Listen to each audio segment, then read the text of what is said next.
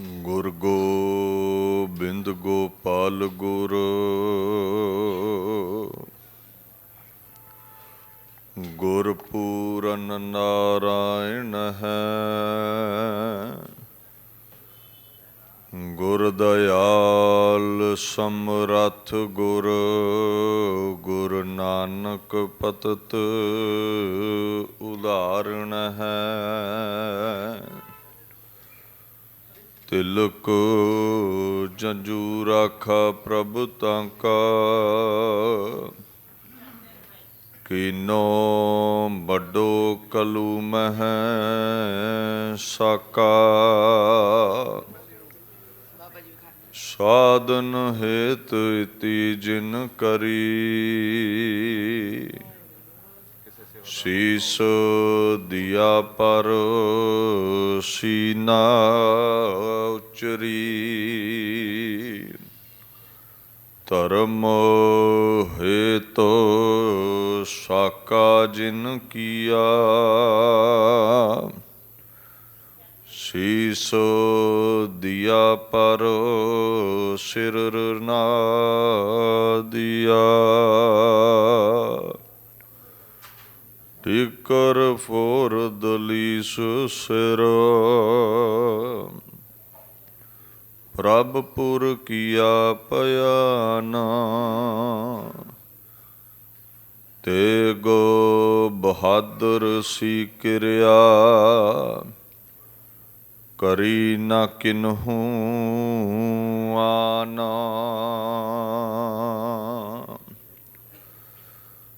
ਚਵਰ ਛਤਰ ਤਖਤ ਦੇ ਮਾਲਕ ਸਾਹਿਬ ਸ੍ਰੀ ਗੁਰੂ ਗ੍ਰੰਥ ਸਾਹਿਬ ਮਹਾਰਾਜ, ਤਿੰਨਾਂ ਦੀ ਪਾਵਨ ਹਜ਼ੂਰੀ ਵਿੱਚ ਸੱਜ ਬੈਠੀ ਗੁਰੂ ਪਿਆਰੀ ਖਾਲਸਾ ਸਾਧ ਸੰਗਤ ਦੀ ਫਤਿਹ ਪ੍ਰਵਾਨ ਕਰੋ। ਵਾਹਿਗੁਰੂ ਜੀ ਕਾ ਖਾਲਸਾ, ਵਾਹਿਗੁਰੂ ਜੀ ਕੀ ਫਤਿਹ। ਧੰਨ ਧੰਨ ਸ੍ਰੀ ਗੁਰੂ ਤੇਗ ਬਹਾਦਰ ਸਾਹਿਬ ਸੱਚੇ ਪਾਤਸ਼ਾਹ ਜੀ ਦੇ ਪਾਵਨ ਸ਼ਹੀਦੀ ਅਸਥਾਨ ਗੁਰਦੁਆਰਾ ਸ੍ਰੀ ਸ਼ੀਸ਼ਗੰਜ ਸਾਹਿਬ ਵਿਖੇ ਆਪ ਸਰਬੱਤ ਸੰਗਤਾਂ ਹਾਜ਼ਰੀਨ ਹੋ। ਬੜੀ ਸਹਿਜਤਾ ਦੇ ਨਾਲ ਗਿਆਨੀ ਹਰਨਾਮ ਸਿੰਘ ਹੁਣਾਂ ਨੇ ਆਪ ਸੰਗਤ ਨੂੰ ਤੁਰਕੀ ਬਾਣੀ ਦਾ ਫੁਰਮਾਨ ਸਰਵਣ ਕਰਵਾਇਆ ਹੈ।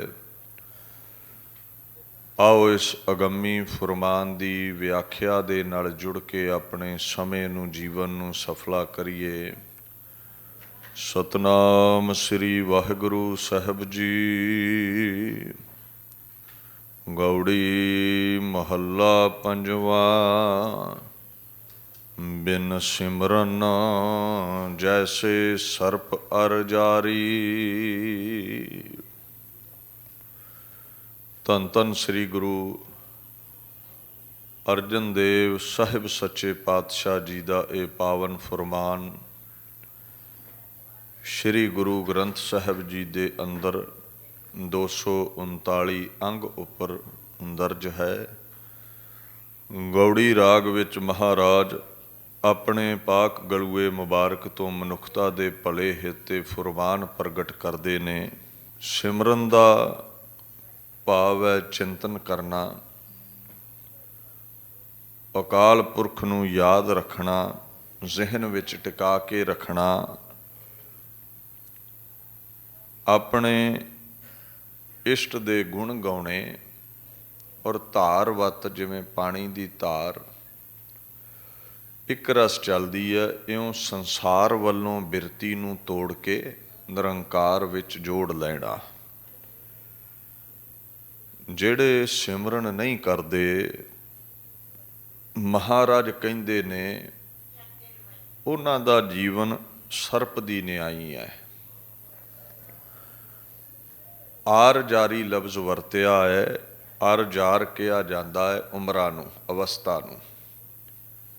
ਉਹਨਾਂ ਦੀ ਉਮਰਾਂ ਸੱਪ ਦੀ ਨਿਆਈ ਬਤੀਤ ਹੁੰਦੀ ਹੈ। ਹੁਣ ਤੁਸੀਂ ਆਖੋਗੇ ਵੀ ਇਹਦੇ ਵਿੱਚ ਕੀ ਮੁਸ਼ਕਲ ਹੈ। ਸਰਪ ਦੂਜਿਆਂ ਨੂੰ ਡੰਗਦਾ ਹੈ, ਦੁੱਖ ਦਿੰਦਾ ਹੈ। ਜ਼ਹਿਰ ਜੋ ਉਹਦੇ ਅੰਦਰ ਨਿਤਾ ਪ੍ਰਤੀ ਬਣਦਾ ਹੈ, ਉਹਦੇ ਨਾਲ ਉਹ ਆਪ ਜਲਦਾ ਵੀ ਹੈ। ਤੁਸੀਂ ਵੇਖੋ, ਸੱਪ ਗਰਮੀਆਂ ਵਿੱਚ ਸ਼ਾਮਾਂ ਨੂੰ ਜਦੋਂ ਠੰਡਾ ਹੋਵੇ ਤੇ ਖੁੱਡਾਂ ਚੋਂ ਬਾਹਰ ਨਿਕਲ ਆਉਂਦੇ ਨੇ, ਕਿਉਂਕਿ ਉਹ ਗਰਮੀ ਬੜੀ ਮਨਾਉਂਦੇ ਨੇ। ਉਹਨਾਂ ਦੇ ਅੰਦਰ ਜ਼ਹਿਰ ਬੜਾ ਹੁੰਦਾ ਹੈ।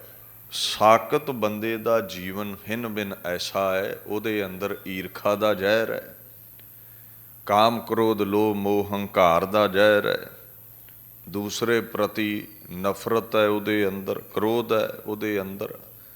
ਇੱਕ ਜਗ੍ਹਾ ਹੋਰ ਬਾਣੀ ਵਿੱਚ ਆਉਂਦਾ ਹੈ, ਬਿਨ ਸਿਮਰਨ ਜੋ ਜੀਵਨ ਬਲਨਾ ਸਰਪ ਜੈਸੇ ਅਰ ਜਾਰੀ। ਬਿਨਾਂ ਸਿਮਰਨ ਤੋਂ, ਬਿਨਾਂ ਭਜਨ ਤੋਂ ਇਹ ਜਿਹੜੀ ਆਰਬਲਾ ਹੈ ਬੰਦੇ ਦੀ, ਸੱਪ ਦੀ ਨਿਆਈ ਵਿਕਾਰਾਂ ਦੇ ਜ਼ਹਿਰ ਨੂੰ ਪ੍ਰਗਟ ਕਰਨ ਵਿੱਚ ਹੀ ਬਤੀਤ ਹੋ ਜਾਂਦੀ ਹੈ। ਵਿਕਾਰਾਂ 'ਚ ਫਿਰ ਉਹ ਜਲਦਾ ਰਹਿੰਦਾ ਹੈ, ਸੜਦਾ ਰਹਿੰਦਾ ਹੈ, ਈਰਖਾ ਉਸ ਨੂੰ ਤਪਾਉਂਦੀ ਰਹਿੰਦੀ ਹੈ, ਉਹ ਕ੍ਰੋਧ ਰੂਪੀ ਜ਼ਹਿਰ ਅੰਦਰ ਘੋਲਦਾ ਰਹਿੰਦਾ ਹੈ। ਮਹਾਰਾਜ ਕਹਿੰਦੇ ਨੇ, ਨਵ ਖੰਡਨ ਕੋ ਰਾਜ ਕਮਾਵੇ ਅੰਤ ਚਲੇ ਗੋ ਹਾਰੀ। ਭਾਵੇਂ ਦੁਨੀਆ ਦੇ ਉੱਪਰ ਤੇਰਾ ਰਾਜ ਹੋਵੇ, ਜੇ ਸਿਮਰਨ ਨਹੀਂ ਹੈ, ਭਜਨ ਨਹੀਂ ਹੈ, ਤੇ ਤੇਰੀ ਅਰਬਲਾ ਵਿਕਾਰਾਂ ਵਿੱਚ ਤਪਦੇ ਦੀ ਸਰਪ ਦੀ ਨਿਆਈ ਹੀ ਬਤੀਤ ਹੋਵੇਗੀ। ਤੂੰ ਸਿਮਰਨ ਤੋਂ ਬਿਨਾਂ ਸੁਖ ਨਹੀਂ ਮਾਣ ਸਕਦਾ, ਸਿਮਰਨ ਤੋਂ ਬਿਨਾਂ ਜੀਵਨ ਵਿੱਚ ਠੰਡਕ ਨਹੀਂ ਪ੍ਰਗਟ ਹੁੰਦੀ। ਕਈ ਪ੍ਰਕਾਰ ਦੀ ਅੱਗ ਹੈ ਬੰਦੇ ਦੇ ਅੰਦਰ ਜੋ ਬਲਦੀ ਹੈ, ਜੋ ਸਰਪ ਵਾਂਗ ਸਾਨੂੰ ਤਪਾਉਂਦੀ ਹੈ। ਹੰਸ ਹੇਤ ਲੋਭ ਕੋਪ ਚਾਰੇ ਨਦੀਆਂ ਅੱਗ, ਪਵਹਿ ਦੱਜਹਿ ਨਾਨਕਾ ਤਰਿਆ ਕਰਮੀ ਲੱਗ। ਹੁਣ ਹੰਸ ਦਾ ਭਾਵ ਹੈ ਹਿੰਸਾ। ਜਿਹੜਾ ਰੱਬ ਤੋਂ ਦੂਰ ਹੈ ਬੰਦਾ, ਉਹ ਹਿੰਸਾ ਬੜੀ ਕਰਦਾ ਹੈ। ਜਦੋਂ ਲੋਕਾਈ ਵਿੱਚ ਰੱਬ ਨੂੰ ਵੇਂਹਦਾ ਹੀ ਨਹੀਂ ਹੈ ਤੇ ਫਿਰ ਉਹ ਜ਼ੁਲਮ ਤੇ ਕਰੇਗਾ ਹੀ। ਆਪਾਂ ਆਮ ਦੇਖਦੇ ਹਾਂ, ਚਾਈਨਾ ਆਦਿਕ ਦੇਸ਼ਾਂ ਵਿੱਚ ਲੋਕ ਬਹੁਤੇ ਕਾਮਰੇਡੀ ਵਿਚਾਰਧਾਰਾ ਦੇ ਨੇ, ਉਹ ਰੱਬ ਨੂੰ ਨਹੀਂ ਮੰਨਦੇ। ਜੋ ਵੀ ਜ਼ਿੰਦਾ ਹੈ ਉਸ ਨੂੰ ਖਾ ਜਾਓ, ਬਸ, ਉਹ ਕੁਝ ਵੀ ਨਹੀਂ ਛੱਡਦੇ। ਜੋ ਵੀ ਰੇਂਗਦਾ ਹੈ ਉਸ ਨੂੰ ਖਾ ਲਵੋ, ਨਾ ਕੋਈ ਡੱਡੀ ਮੱਛੀ ਛੱਡਦੇ ਨੇ। ਜਲ ਚਰ ਜੀਵ ਵੀ ਨਹੀਂ ਛੱਡਦੇ, ਰੇਂਗਣ ਵਾਲੇ ਜੀਵਾਂ ਦਾ ਖੁਰਾ ਖੋਜ ਮਿਟਾ ਦਿੰਦੇ ਨੇ। ਅਸਲ ਉਹਨਾਂ ਦੀ ਭਾਵਨਾ ਹੈ ਵੀ ਰੱਬ ਹੈ ਹੀ ਨਹੀਂਗਾ। ਪਰਮਾਤਮਾ ਦੀ ਜਿਹੜੀ ਹੋਂਦ ਹੈ ਉਹ ਸਾਨੂੰ ਦਇਆਵਾਨ ਬਣਾਉਂਦੀ ਹੈ। ਹਰ ਜ਼ਰੇ 'ਚ ਪਰਮੇਸ਼ਵਰ ਨੂੰ ਜਾਣਨਾ, ਹਰ ਇੱਕ ਤੇ ਦਇਆ ਕਰਨੀ। ਔਰ ਸਿੱਖੀ ਦਾ ਮੂਲ ਸਿਧਾਂਤ ਦਇਆ ਹੈ। ਧੌਲ ਧਰਮ ਦਇਆ ਕਾ ਪੂਤ। ਕਹਿੰਦੇ ਦਇਆ ਮਾਂ ਹੈ, ਧਰਮ ਕਾਕਾ ਹੈ। ਜੇ ਮਾਂ ਹੀ ਹੈ ਨਹੀਂ ਤੇ ਕਾਕਾ ਕਿੱਥੋਂ ਜੰਮ ਪਿਆ। ਸੋ ਮਹਾਰਾਜ ਕਹਿੰਦੇ ਨੇ, ਕਈਆਂ ਦੇ ਅੰਦਰ ਹਿੰਸਾ ਰੂਪੀ ਅੱਗ ਬਲਦੀ ਰਹਿੰਦੀ ਹੈ, ਉਹਨਾਂ ਦਾ ਜੀਵਨ ਹਿੰਸਾ ਕਰਦਿਆਂ ਹੀ ਲੰਘ ਜਾਂਦਾ ਹੈ। ਕਿਸੇ ਦੇ ਅੰਦਰ ਹੇਤ ਹੈ, ਮੋਹ ਰੂਪੀ ਅੱਗ ਬਲਦੀ ਰਹਿੰਦੀ ਹੈ। ਸੰਸਾਰ ਦਾ ਮੋਹ ਬੜਾ ਪਾਲ ਕੇ ਬੈਠੇ ਨੇ, ਨਿਰੰਕਾਰ ਨੂੰ ਭੁਲਾ ਦਿੰਦੇ ਨੇ। ਕਿਸੇ ਅੰਦਰ ਲੋਭ ਦੀ ਅੱਗ ਹੈ, ਇਹ ਬੜੀ ਭਿਅੰਕਰ ਅੱਗ ਹੈ ਜੋ ਲੋਭ ਦੀ ਹੈ, ਤ੍ਰਿਸ਼ਨਾ ਦੀ ਹੈ। ਬੰਦੇ ਦੇ ਅੰਦਰ ਇੱਕ ਆਸ ਪ੍ਰਗਟ ਹੁੰਦੀ ਹੈ ਵੀ ਮੈਂ ਵੱਡਾ ਮਹਿਲ ਬਣਾਉਣਾ ਹੈ, ਇੰਨੀ ਮੈਨੂੰ ਆਮਦਨ ਚਾਹੀਦੀ ਹੈ। ਉਹ ਮੰਗ ਉੱਠਦੀ ਹੈ, ਜਦੋਂ ਨਾ ਪੂਰੀ ਹੋਵੇ ਬੰਦਾ ਤਪਦਾ ਰਹਿੰਦਾ ਹੈ ਚਿੰਤਾ ਵਿੱਚ। ਇਹ ਚਿਖਾ ਬਣਾ ਦਿੰਦੀ ਹੈ ਸਰੀਰ ਨੂੰ, ਨਾ ਪ੍ਰਾਪਤੀ ਹੋਣੀ। ਕਹਿੰਦੇ ਕੁਝ ਇਹਦੇ ਵਿੱਚ ਸੜ ਰਹੇ ਨੇ ਲੋਭ ਦੀ ਅੱਗ ਵਿੱਚ, ਤੇ ਕਈ ਕੋਪ ਦੀ ਅੱਗ ਵਿੱਚ, ਕ੍ਰੋਧ ਦੀ ਅੱਗ ਵਿੱਚ ਤਪ ਰਹੇ ਨੇ। ਗੱਲ ਗੱਲ ਤੇ ਕ੍ਰੋਧ ਕਰਨਾ, ਇਹ ਅੱਗ ਦੀਆਂ ਨਦੀਆਂ ਨੇ। Cruelty, material attachment, greed and anger are the 4 rivers of fire. ਇਹਨਾਂ ਵਿੱਚੋਂ ਕੋਈ ਨਹੀਂ ਬਚ ਸਕਦਾ, ਇਹਨਾਂ ਵਿੱਚ ਹੀ ਜੀਵਨ ਬਤੀਤ ਹੋ ਜਾਂਦਾ ਹੈ। ਤੇ ਆਪਾਂ ਫਿਰ ਕਹਿੰਦੇ ਆ ਨਾ, ਚਿੰਤਾ ਚਿਖਾ ਸਮਾਨ ਹੈ। ਇਹ ਅੱਗ ਫਿਰ ਇੱਕ ਨਾ ਇੱਕ ਦਿਨ ਖੁਰਾ ਖੋਜ ਮਿਟਾ ਦਿੰਦੀ ਹੈ। ਮਹਾਰਾਜ ਆਖਣ ਲੱਗੇ, ਅਗਰ ਇਹਨਾਂ ਨਦੀਆਂ ਤੋਂ ਪਾਰ ਲੰਘਣਾ ਹੈ ਤੇ ਗੁਰੂ ਦੇ ਚਰਨੀ ਲੱਗ। ਬਾਣੀ ਦਾ ਜਲ ਹੀ ਤੇਰੀ ਅਗਨ ਮਿਟਾ ਸਕਦਾ ਹੈ। ਬਾਣੀ ਹੀ ਤੈਨੂੰ ਸਹਿਜ ਬਖਸ਼ ਸਕਦੀ ਹੈ। ਮਹਾਰਾਜ ਕਹਿੰਦੇ ਨੇ, ਤਨ ਮੈਂ ਤ੍ਰਿਸ਼ਨਾ ਅੱਗ ਸ਼ਬਦ ਬੁਝਾਈਐ। ਜੇ ਚਾਹੁੰਦਾ ਹੈ ਤ੍ਰਿਸ਼ਨਾ ਦੀ, ਵਿਕਾਰਾਂ ਦੀ ਅੱਗ ਬੁਝੇ, ਤੇ ਸ਼ਬਦ ਦੇ ਛਿੱਟੇ ਮਾਰਿਆ ਕਰ, ਬਾਣੀ ਪੜ੍ਹਿਆ ਕਰ। ਅੱਗੇ ਗੁਰੂ ਅਰਜਨ ਸਾਹਿਬ ਸੱਚੇ ਪਾਤਸ਼ਾਹ ਕਹਿੰਦੇ ਨੇ, ਤਿਉ ਜੀਵਹਿ ਸਾਕਤ ਨਾਮ ਬਿਸਾਰੀ। ਸਾਕਤ ਦਾ ਭਾਵ, ਇਹ ਅਰਬੀ ਦਾ ਲਫ਼ਜ਼ ਹੈ। ਪਰਸ਼ੀਅਨ ਵਿੱਚ, ਫਾਰਸੀ ਵਿੱਚ, ਅਰਬੀ ਵਿੱਚ ਇਹ ਵਰਤਿਆ ਜਾਂਦਾ ਹੈ ਸ਼ਾਕਤ। ਸ਼ਾਕਿਤ ਤੋਂ ਭਾਵ ਹੁੰਦਾ ਹੈ ਜੋ ਡਿੱਗਿਆ ਹੋਇਆ ਹੈ, ਬਹੁਤਾ ਹੀ ਬੁਰਾ ਹੈ। ਭਾਰਤ ਵਰਸ਼ ਵਿੱਚ ਸਾਕਤ ਦਾ ਭਾਵ ਸ਼ਕਤੀ ਦਾ ਉਪਾਸ਼ਕ ਵੀ ਲੈਂਦੇ ਨੇ, ਦੁਰਗਾ ਦੇ ਉਪਾਸ਼ਕ ਨੂੰ ਵੀ ਕਹਿ ਦਿੰਦੇ ਨੇ। ਇੱਕ ਸਾਕਤ ਦਾ ਭਾਵ ਪਤਤ ਵੀ ਹੈ, ਬੁਰਾ ਵੀ ਹੈ। ਵਾਹਿਗੁਰੂ ਤੋਂ ਮੁਨਕਰ ਬੰਦਾ, ਗੁਰੂ ਤੋਂ ਮੁਨਕਰ ਮਨਮੁਖ ਬੰਦਾ, ਈਸ਼ਵਰ ਤੋਂ ਦੂਰ ਹੈ ਜੋ। ਸ੍ਰੀ ਗੁਰੂ ਗ੍ਰੰਥ ਸਾਹਿਬ ਜੀ ਦੇ ਵਿੱਚ ਸਾਕਤ ਲਫ਼ਜ਼ ਮਨਮੁਖਾਂ ਲਈ ਆਇਆ ਹੈ, ਜੋ ਗੁਰੂ ਦੀ ਅਜ਼ਮਤ ਤੋਂ, ਪਰਮਾਤਮਾ ਤੋਂ ਦੂਰ ਨੇ। ਤੁਸੀਂ ਰੋਜ਼ ਪੜ੍ਹਦੇ ਹੋ, ਨਿਤਨੇਮ ਜਦੋਂ ਕਰਦੇ ਹੋ, ਸਾਕਤ ਹਰ ਰਸ ਸਾਧਨਾ ਜਾਣਿਆ, ਤਿਨ ਅੰਤਰ ਹਉਮੈ ਕੰਡਾ ਹੈ, ਜਿਉਂ ਜਿਉਂ ਚਲਹਿ ਚੁਭੈ ਦੁਖ ਪਾਵਹਿ, ਜਮਕਾਲ ਸਹਿ ਸਿਰ ਡੰਡਾ ਹੈ। ਸਾਕਤ ਬੰਦਾ ਪਰਮਾਤਮਾ ਦੇ ਨਾਮ ਦਾ ਸਵਾਦ ਚਖਣਾ ਨਹੀਂ ਠੀਕ ਸਮਝਦਾ, ਉਹਨੂੰ ਇਹ ਚੰਗਾ ਨਹੀਂ ਲੱਗਦਾ। ਅਸਲ ਉਹਨਾਂ ਦੇ ਜ਼ਿਹਨ ਵਿੱਚ ਇੱਕ ਕੰਡਾ ਹੈ, ਹੰਗਤਾ ਦਾ, ਮਮਤਾ ਦਾ, ਸੰਸਾਰ ਦਾ ਉਹਨਾਂ ਅੰਦਰ ਪ੍ਰੇਮ ਹੈ। ਸੰਸਾਰ ਨੂੰ ਚਖਣਾ ਉਹ ਠੀਕ ਸਮਝਦੇ ਨੇ, ਨਿਰੰਕਾਰ ਦਾ ਨਾਮ ਉਹਨਾਂ ਨੂੰ ਠੀਕ ਨਹੀਂ ਲੱਗਦਾ। ਜਿਵੇਂ ਜਿਵੇਂ ਉਹ ਚੱਲਦੇ ਨੇ, ਭਾਵ ਉਮਰਾਂ ਬਤੀਤ ਹੁੰਦੀ ਹੈ, ਤਿਵੇਂ ਤਿਵੇਂ ਮਹਾਰਾਜ ਕਹਿੰਦੇ ਨੇ ਸੰਸਾਰ ਵਿੱਚ ਪਕੜੇ ਹੋਏ ਸੰਸਾਰ ਜੋਗੇ ਹੀ ਰਹਿ ਜਾਂਦੇ ਨੇ। ਉਮਰਾਂ ਬੀਤ ਜਾਂਦੀ ਹੈ, ਨਿਰੰਕਾਰ ਤਾਈਂ ਉਹ ਪਹੁੰਚ ਨਹੀਂ ਸਕਦੇ, ਕਿਉਂਕਿ ਨਿਰੰਕਾਰ ਦਾ ਮੋਹ ਕੀਤਾ ਹੀ ਨਹੀਂ, ਫੁਰਨਾ ਬਣਾਇਆ ਹੀ ਨਹੀਂ। ਸੱਚਖੰਡ ਖੁੱਸ ਗਿਆ, ਫਿਰ ਜਮਾਂ ਦੇ ਡੰਡੇ ਸਹਿਣੇ ਪੈ ਗਏ। ਇੱਕ ਵਿਦਵਾਨ ਕਹਿੰਦਾ ਹੈ, the messenger of death smashes his club against their heads. ਉਹ ਡਾਂਗਾ ਮਾਰਦੇ ਨੇ ਜੰਮ ਉਹਨਾਂ ਦੇ ਸਿਰਾਂ ਵਿੱਚ, ਫਿਰ ਜਿਹੜੇ ਨਾਮ ਤੋਂ ਦੂਰ ਨੇ। ਸੋ ਮਹਾਰਾਜ ਦੀਨ ਦੁਨੀਆ ਦੇ ਮਾਲਕ ਗੁਰੂ ਅਰਜਨ ਸਾਹਿਬ ਕਹਿੰਦੇ ਨੇ, ਮਨਮੁਖ ਦਾ, ਸਾਕਤ ਦਾ ਜੀਵਨ ਸਰਪ ਦੀ ਨਿਆਈ ਹੈ। ਉਹ ਜ਼ਹਿਰ ਉਗਲ ਕੇ ਜੀਵਨ ਬਤੀਤ ਕਰਦਾ ਹੈ, ਤਪਦਾ ਰਹਿੰਦਾ ਹੈ। ਇਹਦੇ ਅੰਦਰ ਈਰਖਾ ਦਾ, ਵਿਕਾਰਾਂ ਦਾ ਜ਼ਹਿਰ ਹੈ, ਇਹਦੇ ਵਿੱਚ ਹੀ ਗਲ ਸੜ ਜਾਂਦਾ ਹੈ। ਨਾਮ ਤੋਂ ਦੂਰ ਬੰਦਾ ਸਰਪ ਵਰਗਾ ਜੀਵਨ ਰੱਖਦਾ ਹੈ। ਏਕ ਨਿਮਖ ਜੋ ਸਿਮਰਨ ਮਹਿ ਜੀਆ। ਨਿਮਖ ਦਾ ਭਾਵ ਹੈ ਉਤਨਾ ਵਕਤ, ਜਿਤਨੇ ਵਕਤ ਵਿੱਚ ਇਹ ਅੱਖਾਂ ਦੀਆਂ ਪਲਕਾਂ ਨੀਚੇ ਡਿੱਗਦੀਆਂ ਨੇ, ਅੱਖ ਝਮਕਦੇ ਹਨ। ਕਹਿੰਦੇ ਇੱਕ ਨਿਮਖ, ਅੱਖ ਝਮਕਣ ਜਿੰਨਾ ਸਮਾਂ ਵੀ ਜਿਹੜੇ ਸਿਮਰਨ ਕਰਦੇ ਨੇ, ਪਰਮਾਤਮਾ ਦਾ ਚਿੰਤਨ ਕਰਦੇ ਨੇ। ਕਬੀਰ ਏਕ ਘੜੀ ਆਦੀ ਘਰੀ ਆਦੀ ਹੂੰ ਤੇ ਆਦ, ਭਗਤਨ ਸੇਤੀ ਗੋਸ਼ਟੇ ਜੋ ਕੀਨੇ ਸੋ ਲਾਭ। ਕਬੀਰ ਜੀ ਕਹਿੰਦੇ, ਦੇਖ, ਇੱਕ ਘੜੀ ਬਹਿ ਸਕਦਾ ਹੈ, ਅੱਧੀ ਘੜੀ ਬਹਿ ਸਕਦਾ ਹੈ, ਅੱਧੀ ਤੋਂ ਅੱਧੀ ਘੜੀ ਬਹਿ ਸਕਦਾ ਹੈ। ਜੇ ਇੰਨਾ ਸਮਾਂ ਵੀ ਨਹੀਂ ਟਿਕਿਆ ਜਾਂਦਾ, ਰੰਚਕ ਮਾਤਰ ਸਮਾਂ ਹੀ ਬੈਠ ਜਾਏ, ਇਹਦਾ ਲਾਭ ਹੀ ਮਿਲੇਗਾ, ਨੁਕਸਾਨ ਨਹੀਂ ਹੈ। ਥੋੜਾ ਬੀਜ ਵੀ ਬੀਜਿਆ ਹੋਵੇ, ਫਸਲ ਤੇ ਪੈਦਾ ਹੁੰਦੀ ਹੈ ਨਾ। ਸਾਨੂੰ ਇਹ ਸਮਝਾਇਆ ਹੈ ਵੀ ਸਮਾਂ ਦਿਆ ਕਰੋ, ਭਜਨ ਕਰਿਆ ਕਰੋ, ਸਿਮਰਨ ਬੰਦਗੀ ਕਰਿਆ ਕਰੋ। 5 ਮਿੰਟ ਤੋਂ ਹੀ ਸ਼ੁਰੂ ਕਰ ਲਓ। 5 ਮਿੰਟ ਤੇ ਆਪਾਂ ਸਾਰੇ ਕੱਢ ਸਕਦੇ ਹਾਂ, ਪਰ ਇੱਕ ਵੱਖਰਾ ਲਹਿਦਾ ਸਮਾਂ ਕੱਢੋ ਪਰਮਾਤਮਾ ਲਈ। ਤੁਰੇ ਫਿਰਦੇ ਤੇ ਰੱਬ ਦਾ ਨਾਮ ਆਪਾਂ ਲੈਂਦੇ ਹਾਂ, ਦੁੱਖ ਦੇ ਵਿੱਚ ਤੇ ਰੱਬ ਯਾਦ ਆਉਂਦਾ ਹੈ, ਕਿਰਤ ਕਰਦਿਆਂ ਵੀ ਰੱਬ ਦਾ ਨਾਮ ਲੈਂਦੇ ਆ, ਚੰਗੀ ਗੱਲ ਹੈ, ਕਿਰਤ ਸਫਲੀ ਹੋਵੇ, ਜੀਵਨ ਸਫਲਾ ਹੋਵੇ, ਪਰ ਵਿਸ਼ੇਸ਼ ਤੌਰ 'ਤੇ ਸਮਾਂ ਕੱਢਣਾ ਪੈਂਦਾ ਹੈ, ਚਾਹੇ 5 ਮਿੰਟ ਹੀ ਕੱਢ।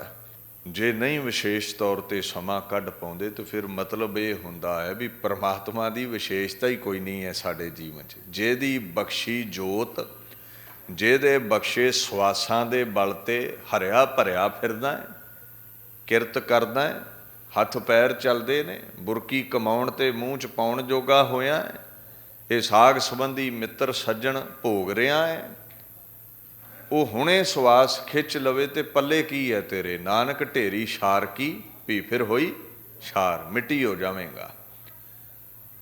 ਉਹਦੇ ਲਈ ਵਿਸ਼ੇਸ਼ ਤੌਰ 'ਤੇ ਸਮਾਂ ਹੀ ਨਹੀਂ ਬੰਦਾ ਕੱਢਦਾ। ਤੇ ਜੇ ਤੇਰੇ ਕੋਲ ਉਹਦੇ ਲਈ ਸਮਾਂ ਨਹੀਂ ਹੈ ਤੇ ਉਹਨੇ ਵੀ ਸਾਰੀ ਦੁਨੀਆ ਪਾਲਣੀ ਹੈ, ਉਹਦੇ ਕੋਲ ਤੇਰੇ ਲਈ ਵੀ ਸਮਾਂ ਹੈ ਨਹੀਂ ਹੈ। ਆਪਾਂ ਕਈ ਵਾਰ ਕਹਿੰਦੇ ਹੁੰਦੇ ਨਾ, ਪ੍ਰੇਮ ਉੱਥੇ ਬਣਿਆ ਰਹਿੰਦਾ ਹੈ ਜਿਹਨੂੰ ਤੁਸੀਂ ਸਮਾਂ ਦਿੰਦੇ ਹੋ। ਜਿਹਦੇ ਲਈ ਤੁਹਾਡੇ ਕੋਲ ਸਮਾਂ ਨਹੀਂ, ਅਗਲੇ ਕੋਲ ਵੀ ਤੁਹਾਡੇ ਲਈ ਸਮਾਂ ਨਹੀਂ। ਇੱਦਾਂ ਦੀ ਹੀ ਖੇਡ ਪਰਮਾਤਮਾ ਦੀ ਦੁਨੀਆ ਵਿੱਚ ਚੱਲਦੀ ਹੈ। ਸਮਾਂ ਕੱਢੋਗੇ ਤੇ ਨਜ਼ਰੋਂ ਨਜ਼ਰ ਨਿਹਾਲ ਕਰੇਗਾ, ਸਮਾਂ ਨਹੀਂ ਕੱਢੋਗੇ ਤੇ ਧੱਕੇ ਖਾਂਦੇ ਫਿਰੋਗੇ, ਉਹਨੂੰ ਕੋਈ ਫਰਕ ਨਹੀਂ ਪੈਂਦਾ। ਸੋ ਮਹਾਰਾਜ ਕਹਿੰਦੇ ਨੇ, ਇੱਕ ਪਲ ਵੀ ਜਿਹੜਾ ਉਹਦੀ ਯਾਦ ਵਿੱਚ ਟਿਕ ਗਿਆ, ਚੌਂਕੜਾ ਲਾ ਲਿਆ, ਕੋਟ ਦਿਨ ਸੋ ਲਾਖ ਸਦਾ ਥਿਰ ਥੀਆ। ਮਹਾਰਾਜ ਕਹਿੰਦੇ ਨੇ ਇਉਂ ਸਮਝ ਲਓ, ਕੋਟ ਤੋਂ ਭਾਵ ਹੈ ਕਰੋੜਾਂ ਬਰਸ, ਥਿਰ ਦਾ ਮਤਲਬ ਹੈ ਕਾਇਮ ਹੋਣਾ, ਠਹਿਰ ਜਾਣਾ, ਟਿਕ ਜਾਣਾ। ਉਹ ਇਨਸਾਨ ਕਰੋੜਾਂ ਵਰ੍ਹਿਆਂ ਲਈ ਦੁਨੀਆ 'ਤੇ ਠਹਿਰ ਗਿਆ, ਥਿਰਤਾ ਮਿਲ ਗਈ, ਸਰੀਰ ਕਰਕੇ ਨਹੀਂ, ਨਾਮ ਕਰਕੇ। ਵੇਖੋ, ਮਨਮੁਖ ਵੀ ਮਰਦਾ ਹੈ, ਗੁਰਮੁਖ ਵੀ ਮਰੇਗਾ। ਮਨਮੁਖ ਸਰੀਰ ਕਰਕੇ ਵੀ ਮਰ ਗਿਆ, ਨਾਮ ਵੀ ਮਿਟ ਗਿਆ। ਗੁਰਮੁਖ ਸਰੀਰ ਕਰਕੇ ਮਿਟਿਆ, ਨਾਮ ਅਮਰ ਹੋ ਗਿਆ। ਬਾਬਾ ਬੁੱਢਾ ਜੀ ਅਮਰ ਨੇ, ਭਾਈ ਗੁਰਦਾਸ ਜੀ ਅਮਰ ਨੇ, ਬਾਬਾ ਬਿਧੀ ਚੰਦ ਜੀ ਅਮਰ ਨੇ, ਭਗਤ ਰਵਿਦਾਸ ਜੀ ਅਮਰ ਨੇ, ਭਗਤ ਸੈਣ ਜੀ, ਕਬੀਰ ਜੀ, ਫਰੀਦ ਜੀ, ਸਾਰੇ ਅਮਰ ਨੇ। ਮਨਮੁਖ ਮਿਟਦੇ ਨੇ। ਬਾਣੀ ਕਹਿੰਦੀ ਹੈ, ਥਿਰ ਪਾਰ ਬ੍ਰਹਮ ਪਰਮੇਸ਼ਰੋ ਸੇਵਕ ਥਿਰ ਹੋਸੀ। ਪਰਮਾਤਮਾ ਥਿਰ ਹੈ, ਸਦਾ ਰਹਿੰਦਾ ਹੈ। ਜਿਹੜੇ ਉਹਦੇ ਸੇਵਕ ਬਣ ਗਏ, ਉਹਦੇ ਗੀਤ ਗਾਉਂਦੇ ਨੇ, ਉਹ ਵੀ ਥਿਰ ਹੋ ਗਏ। ਬਾਕੀ ਕਹਿੰਦੇ, ਜੋ ਦੀਸੈ ਸੋ ਵਿਣਸਣਾ, ਸਭ ਬਿਨਸ ਬਿਨਾਸੀ। ਬਾਕੀ ਸਭ ਮਿਟਣ ਵਾਲੇ ਨੇ, ਸਰੀਰ ਕਰਕੇ ਵੀ ਤੇ ਨਾਮ ਕਰਕੇ ਵੀ। ਸੋ ਸਿਮਰਨ ਨਾਲ ਬੰਦਾ ਅਮਰਾ ਪਦ ਪਾਉਂਦਾ ਹੈ। ਇੱਕ ਨਿਮਖ ਲਈ ਜੁੜ ਜਾਓ, ਹੌਲੀ ਹੌਲੀ ਆਨੰਦ ਆਉਣ ਲੱਗ ਪਿਆ ਤੇ ਫਿਰ ਸਦਾ ਹੀ ਨਿਰੰਕਾਰ ਦੀ ਯਾਦ ਵਿੱਚ ਸੁਰਤੀ ਜੁੜ ਜਾਵੇਗੀ। ਮਹਾਰਾਜ ਅੱਗੇ ਹੁਕਮ ਕਰਦੇ ਨੇ, ਰਹਾਉ ਬਿਨ ਸਿਮਰਨ ਤ੍ਰਿਗ ਕਰਮ ਕਰਾਸ। ਬਿਨਾ ਪਰਮਾਤਮਾ ਦੇ ਸਿਮਰਨ ਤੋਂ, ਪਰਮਾਤਮਾ ਦੀ ਭਗਤੀ ਤੋਂ ਜਿਤਨੇ ਵੀ ਕਰਮ ਕਰਦਾ ਹੈ, ਤ੍ਰਿਕਾਰ ਹੈ ਉਹਨਾਂ ਕਰਮਾਂ ਤੇ, ਫਿਟਕਾਰ ਹੈ। ਕਹਿੰਦੇ ਇਹ ਕਰਮ ਸਫਲੇ ਨਹੀਂ, ਇਹ ਕੀਤੇ ਹੋਏ ਕਰਮ ਅਜਾਈਂ ਚਲੇ ਜਾਣਗੇ। ਸਾਰੀ ਖੇਡ ਭਾਵਨਾ ਤੇ ਟਿਕੀ ਹੈ। ਦੇਖ, ਤੂੰ ਤੀਰਥ ਤੇ ਜਾਣਾ ਹੈ, ਕਈ ਵਾਰ ਇਹ ਵਿਖਾਵੇ ਮਾਤਰ ਹੁੰਦਾ ਹੈ, ਗਿਣਤੀ ਵਧਾਉਣ ਲਈ ਵੀ ਮੈਂ ਤੀਰਥ ਤੇ ਗਿਆ। ਕੋਈ ਮੁਸਲਮਾਨ ਹੱਜ ਕਰਨ ਜਾਂਦਾ ਹੈ, ਮੈਂ ਹਾਜੀ ਅਖਵਾ ਸਕਾਂ। ਤੁਸੀਂ ਮੰਦਰ, ਮਸਜਿਦ, ਗੁਰਦੁਆਰੇ ਸੇਵਾ ਕਰੋ, ਪਾਠ ਕਰੋ, ਕਿਧਰੇ ਤੀਰਥ ਨਾਓ। ਜੇ ਕਰਮ ਦੇ ਵਿੱਚ ਪਰਮਾਤਮਾ ਦੇ ਪ੍ਰਤੀ ਭਾਵਨਾ ਨਹੀਂ ਹੈ, ਕੇਵਲ ਦਿਖਾਵੇ ਮਾਤਰ, ਬੱਲੇ ਬੱਲੇ ਕਰਵਾਉਣ ਲਈ ਇਹ ਕਰਮ ਕਰਦੇ ਹੋ, ਤੇ ਕਹਿੰਦੇ ਇਹ ਕਰਮ ਸਫਲੇ ਨਹੀਂ। ਇਹ ਤੇ ਉਹ ਗੱਲ ਹੋਈ ਵੀ ਜੰਝ ਚਲੀ ਗਈ ਤੇ ਲਾੜੇ ਨੂੰ ਛੱਡ ਹੀ ਗਏ, ਤੇ ਲਾੜੇ ਬਿਨਾਂ ਜੰਝ ਦੀ ਕੀ ਅਸਤੀ ਹੈ? ਕੁਝ ਵੀ ਨਹੀਂ। ਤੁਹਾਡੇ ਕਰਮ ਧਰਮ ਇੱਦਾਂ ਨੇ ਜਿੱਦਾਂ ਲਾੜੇ ਤੋਂ ਬਿਨਾਂ ਜੰਝ ਹੈ।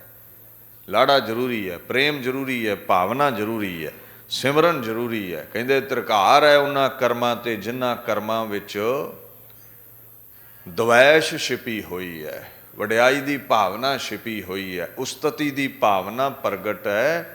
ਪਰਮਾਤਮਾ ਦਾ ਪ੍ਰੇਮ ਨਹੀਂ ਹੈ। ਪ੍ਰੇਮ ਕਰਕੇ ਅਸੀਂ ਉਹਦੇ ਦਰ ਤੇ ਨਹੀਂ ਆਉਂਦੇ। ਹੋਰ ਮੰਗਾਂ ਲੈ ਕੇ, ਦਵੈਸ਼ ਲੈ ਕੇ ਅਸੀਂ ਉਹਦੇ ਦਰ ਤੇ ਦੌੜੇ ਫਿਰਦੇ ਹਾਂ। ਮਹਾਰਾਜ ਗੁਰੂ ਗ੍ਰੰਥ ਸਾਹਿਬ ਕਈ ਜਗ੍ਹਾ ਇਹ ਸਾਨੂੰ ਸਮਝਾਉਂਦੇ ਨੇ, ਮਨਮੁਖ ਕੀ ਮਤ ਕੂੜ ਵਿਆਪੀ, ਬਿਨ ਹਰ ਸਿਮਰਨ ਪਾਪ ਸੰਤਾਪੀ।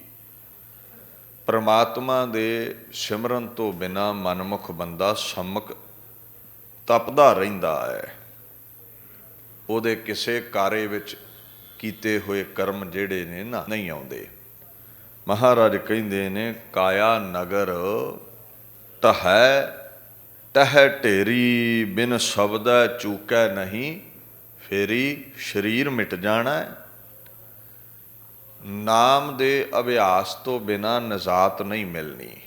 ਸੋ ਕੀਤੇ ਹੋਏ ਕਰਮ ਅਜਾਈਂ ਚਲੇ ਜਾਣੇ ਨੇ, ਇਹ ਕਿਸੇ ਕੰਮ ਨਹੀਂ ਆਉਣੇ, ਕਾਰੇ ਨਹੀਂ ਆਉਣੇ। ਕਾਗ ਬਤਨ ਬਿਸ਼ਟਾ ਮਹਿ ਵਾਸ, ਕਾਗ ਕਿਹਾ ਜਾਂਦਾ ਹੈ ਕਊਏ ਨੂੰ, ਤੇ ਬਤਨ ਤੋਂ ਭਾਵ ਹੁੰਦਾ ਹੈ ਵਦਨ, ਮੁਖ। ਵਦਨ ਨੂੰ ਇੱਥੇ ਬਤਨ ਕਰਕੇ ਲਿਖਿਆ ਗਿਆ ਹੈ, ਕਿਉਂਕਿ ਇੱਕ ਭਾਸ਼ਾ ਦਾ ਲਫ਼ਜ਼ ਦੂਜੀ ਭਾਸ਼ਾ ਵਿੱਚ ਜਦੋਂ ਉਚਾਰਿਆ ਜਾਂਦਾ ਹੈ, ਉਹਦਾ ਉਚਾਰਨ ਜਿਹੜਾ ਹੈ, ਪ੍ਰੋਨਾਊਂਸੀਏਸ਼ਨ ਉਹਦੀ ਬਦਲ ਜਾਂਦੀ ਹੈ। ਅੱਛਾ, ਜੇ ਅਰਬੀ ਦੇ ਵਿੱਚ ਤੁਸੀਂ ਬਤਨ ਦਾ ਅਰਥ ਪੜ੍ਹੋ ਤੇ ਢਿੱਡ ਨੂੰ ਕਹਿੰਦੇ ਨੇ। ਇਹ ਹਰ ਲੈਂਗੁਏਜ ਦਾ ਅਰਥ ਲੈ ਲਓ, ਇਸ ਪੰਕਤੀ ਤੇ ਢੁਕ ਰਿਹਾ ਹੈ। ਕਊਏ ਦਾ ਸੁਭਾਅ ਹੈ ਆਪਣੇ ਵਦਨ ਨੂੰ, ਮੁਖ ਨੂੰ ਗੰਦਗੀ ਵਿੱਚ ਹੀ ਪਾ ਕੇ ਰੱਖੇਗਾ। ਜੇ ਪਰਸ਼ੀਅਨ 'ਚ ਅਰਥ ਲਓ ਅਰਬੀ ਵਿੱਚ, ਤੇ ਫਿਰ ਵੀ ਇਉਂ ਅਰਥ ਲੱਗਦਾ ਹੈ ਵੀ ਕਊਆ ਜਦੋਂ ਗੰਦਗੀ ਖਾਂਦਾ ਹੈ ਤੇ ਉਹ ਆਪਣਾ ਜਿਹੜਾ ਢਿੱਡ ਹੈ, ਬਤਨ ਹੈ, ਪੇਟ ਹੈ, ਗੰਦਗੀ ਨਾਲ ਹੀ ਭਰ ਕੇ ਰੱਖਦਾ ਹੈ। ਕਊਏ ਦਾ ਇਹ ਸੁਭਾਅ ਹੈ। ਕਊਆ ਖੁਸ਼ਬੂਦਾਰ ਸਾਫ ਸੁਥਰੀਆਂ ਵਸਤੂਆਂ ਨਹੀਂ ਜੇ ਖਾਂਦਾ, ਉਹਨੂੰ ਇਹ ਪਾਉਂਦੀਆਂ ਹੀ ਨਹੀਂ। ਗੁਰੂ ਗ੍ਰੰਥ ਸਾਹਿਬ ਕਹਿੰਦੇ ਨੇ, ਗੰਦਗੀ ਵਿੱਚ ਮੂੰਹ ਮਾਰਦਾ ਹੈ ਕਊਆ, ਕਾਗ ਕਉ ਅੰਮ੍ਰਿਤ ਰਸ ਪਾਈਐ, ਤ੍ਰਿਪਤੈ ਵਿਸ਼ਟਾ ਖਾਏ ਮੁਖ ਗੋਹੈ, ਦੁਰਮਤ ਭਾਗਹੀਨ ਮਤ ਫੀਕੇ, ਨਾਮ ਸੁਨਤ ਆਵੈ ਮਨ ਰੋਹੈ। ਕਹਿੰਦੇ ਜਿਹੜਾ ਕਾਂ ਹੈ ਨਾ, ਉਹਨੂੰ ਅੰਮ੍ਰਿਤ ਵਰਗੇ ਮਿੱਠੇ ਪਦਾਰਥ ਵੀ ਪਾ ਦਿਓ ਖਾਣ ਦੇ ਲਈ, ਉਹ ਖਾਵੇਗਾ ਨਹੀਂ। ਉਹਨੇ ਵਿਸ਼ਟਾ 'ਚ, ਗੰਦਗੀ ਵਿੱਚ ਰੂੜੀਆਂ ਤੇ ਚੁੰਝ ਮਾਰਨੀ ਹੈ। ਇੱਦਾਂ ਹੀ ਜਿਹੜੇ ਮਨਮੁਖ ਨੇ, ਸਾਖਤ ਨੇ, ਦੁਰਮਤੀਏ ਨੇ, ਜਦੋਂ ਉਹਨਾਂ ਨੂੰ ਨਾਮ ਜਪਣ ਲਈ ਕਿਹਾ ਜਾਂਦਾ ਹੈ ਤੇ ਅੱਗੋਂ ਸਗੋਂ ਗੁੱਸਾ ਕਰਦੇ ਨੇ, ਕ੍ਰੋਧ ਕਰਦੇ ਨੇ, ਗੰਦੇ ਮੰਦੇ ਗੀਤ ਬੜੀ ਖੁਸ਼ੀ ਨਾਲ ਗਾਉਂਦੇ ਨੇ, ਗਾਲੀ ਗਲੋਚ ਬੜੀ ਖੁਸ਼ੀ ਨਾਲ ਕਰਦੇ ਨੇ। ਸੋ ਮਹਾਰਾਜ ਪਾਤਸ਼ਾਹ ਕਹਿੰਦੇ, ਮਨਮੁਖਾਂ ਨੂੰ ਨਾਮ ਨਹੀਂ ਪਾਉਂਦਾ, ਉਹਨਾਂ ਦਾ ਜੀਵਨ ਵਿਸ਼ਟਾ ਵਿੱਚ, ਵਿਕਾਰਾਂ ਵਿੱਚ, ਕਾਮ ਕ੍ਰੋਧ ਵਿੱਚ ਗੁਜ਼ਰ ਗਿਆ, ਜਿਵੇਂ ਕਊਏ ਦਾ ਗੁਜ਼ਰਦਾ ਹੈ। ਬਿਨ ਸਿਮਰਨ ਭਏ ਕੂਕਰ ਕਾਮ, ਬਿਨਾ ਪਰਮਾਤਮਾ ਦੇ ਭਜਨ ਤੋਂ ਬੰਦੇ ਦਾ ਕਰਮ ਕੁੱਤਿਆਂ ਵਰਗਾ ਹੈ। ਕਰਤੂਤ ਪਸ਼ੂ ਕੀ ਮਾਨਸ ਜਾਤ, ਲੱਤਾਂ ਚਾਹੇ ਦੋ ਮਿਲ ਗਈਆਂ ਬੰਦੇ ਵਾਲੀਆਂ, ਕਰਤੂਤ ਸਾਰੀ ਚੌਪਾਇਆਂ ਵਾਲੀ ਹੈ। ਉਹਦਾ ਇੱਕ ਕਾਰਨ ਵੀ ਹੈ, ਕਿਉਂਕਿ 84 ਲੱਖ ਜੂਨ ਵਿੱਚ ਜ਼ਿਆਦਾ ਹੈ ਪਸ਼ੂ ਪ੍ਰੇਤ ਹੀ ਬਣ ਕੇ ਰਿਹਾ ਹੈ, ਮਨੁੱਖਾ ਜਾਮਾ ਤੇ ਹੁਣ ਮਿਲਿਆ ਹੈ। ਤੋ ਆਦਤਾਂ ਪੱਕੀਆਂ ਹੋਈਆਂ ਨੇ। ਮਨ ਥੋੜਾ ਮਰਿਆ ਸੀ, ਸੂਖਸ਼ਮ ਸਰੀਰ ਥੋੜਾ ਮਰਿਆ ਸੀ, ਸਰੀਰ ਇਹਨੇ ਹੋਰ ਸਥੂਲ ਧਾਰ ਲਿਆ, ਪਸ਼ੂ ਤੋਂ ਬੰਦਾ ਬਣ ਗਿਆ। ਤੁਸੀਂ ਰੋਜ਼ ਤੇ ਪੜ੍ਹਦੇ ਹੋ, 184 ਜੋਨ ਭਰਮਾਇਆ। 84 ਲੱਖ ਜੂਨਾਂ ਵਿੱਚ ਆਹੀ ਕੁਝ ਬਣਦਾ ਰਿਹਾ। ਕਈ ਜਨਮ ਪਏ ਕੀਟ ਪਤੰਗਾ, ਕਈ ਜਨਮ ਗੱਜ ਜ਼ਮੀਨ ਕੁਰੰਗਾ, ਕਈ ਜਨਮ ਹੈਵਰ ਬ੍ਰਿਖ ਜੋਇਓ। ਕਿਧਰੇ ਘੋੜਾ ਬਣਿਆ, ਕਿਧਰੇ ਬਲਦ ਬਣਿਆ, ਹਾਥੀ ਬਣਿਆ, ਕੁੱਤਾ ਬਣਿਆ, ਸ਼ੂਕਰ ਬਣਿਆ, ਕੂਕਰ ਬਣਿਆ। ਉਹ ਆਦਤਾਂ ਨਹੀਂ ਬਦਲੀਆਂ। ਦੀਨ ਦੁਨੀਆ ਦੇ ਮਾਲਕ ਗੁਰੂ ਗ੍ਰੰਥ ਸਾਹਿਬ ਕਹਿੰਦੇ ਨੇ ਸਾਰੇ ਕਰਮ ਇਹਦੇ ਕੂਕਰਾਂ ਵਾਲੇ ਨੇ। ਜੇ ਇਹ ਭਜਨ ਨਹੀਂ ਕਰਦਾ, ਬੰਦਗੀ ਨਹੀਂ ਕਰਦਾ, ਇਹਨੂੰ ਜੂਨ ਵੀ ਕੂਕਰਾਂ ਵਾਲੀ ਮਿਲੇਗੀ। ਇੱਕ ਜਗ੍ਹਾ ਹੋਰ ਬਾਣੀ ਵਿੱਚ ਆਉਂਦਾ, ਬਿਨ ਸਿਮਰਨ ਕੂਕਰ ਹਰਕਾਇਆ, ਸਾਕਤ ਲੋਭੀ ਬੰਦ ਨਾ ਪਾਇਆ। ਬਿਨਾਂ ਸਿਮਰਨ ਤੋਂ ਬੰਦੇ ਦਾ ਜੀਵਨ ਇੱਦਾਂ ਦਾ ਜਿਵੇਂ ਹਲਕਿਆ ਕੁੱਤਾ ਆਵੇ। ਕੁੱਤੇ ਨੂੰ ਹਲਕ ਹੋ ਜਾਵੇ ਤੇ ਉਹ ਕੀ ਕਰਦਾ ਹੈ? ਆਪਣਿਆਂ ਨੂੰ ਵੱਢਦਾ ਹੈ ਨਾ, ਦੂਜਿਆਂ ਨੂੰ ਤੇ ਵੱਢੇਗਾ ਹੀ। ਜਿੰਨਾ ਪਾਲਿਆ ਉਹਨਾਂ ਨੂੰ ਵੀ ਵੱਢ ਲੈਂਦਾ ਹੈ।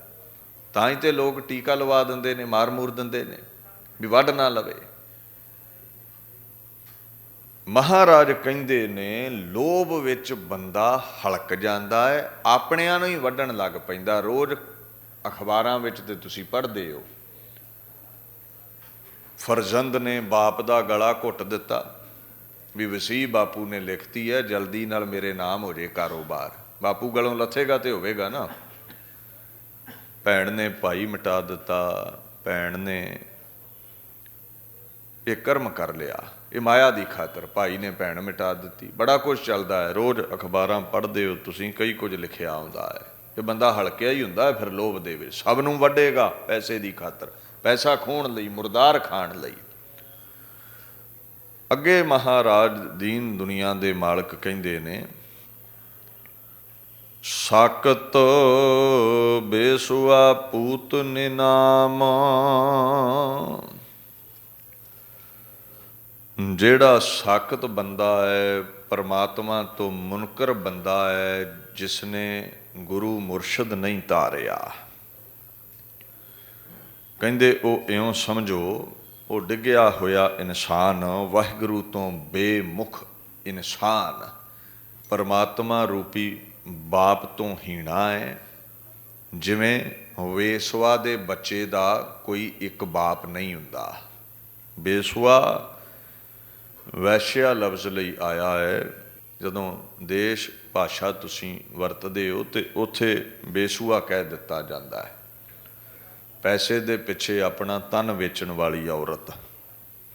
ਨਿਨਾਮ, ਨੇ ਨਾਮ, ਬਿਨਾਂ ਨਾਮ ਤੋਂ, ਜਿਹਦੇ ਬਾਪ ਦਾ ਕੋਈ ਨਾਮ ਨਹੀਂ ਹੈ।